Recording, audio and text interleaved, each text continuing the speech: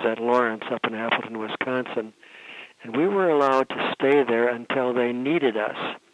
And then we were called up and sent to one of three schools, Columbia in New York, Notre Dame, and or Northwestern in Chicago. And I say Chicago, not Evanston, because it was downtown. One was on Superior at Lakeshore Drive, and the other one was near the water tower. I got there in November of 43 and finished in March of 44.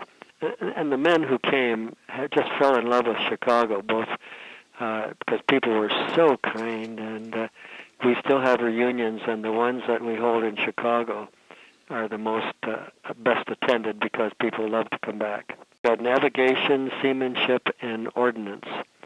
And for our navigation, we were sent down to the Adler Planetarium for to observe that special camera which could display the heavenly bodies of almost any period of time. And then we took the other two classes back at Abbott Hall. I was a little afraid that the Naval Academy guys would have a little bit of a leg up on me for promotions because, the earlier classes were held only over a period of 3 months. When I got there, they had extended that to 4 months. So they had developed the term 90-day wonders for all of us.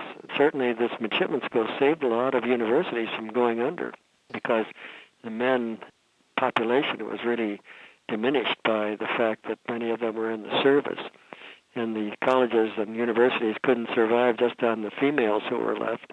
I remember the midshipman school for its discipline. That was good for me, and it was good for all of us. I think many of us grew up by attending the midshipman school. We were given important things to do, and the reserve officers, from all those three midshipman schools really conducted themselves with some kind of honor in the Navy. I finished in April of 44, and I reported immediately to my ship in Pearl Harbor, and so I had a pretty complete war. I have 5 battle stars and participated in and was an eyewitness to many of the important things in the Pacific. One of my schoolmates stayed in, became a vice admiral, and he became the first commanding officer of the Nautilus. As you may remember, the first nuclear sub. These men did some important things. Our pride in that school was just immense. The city of Chicago and the university couldn't have been kinder to us.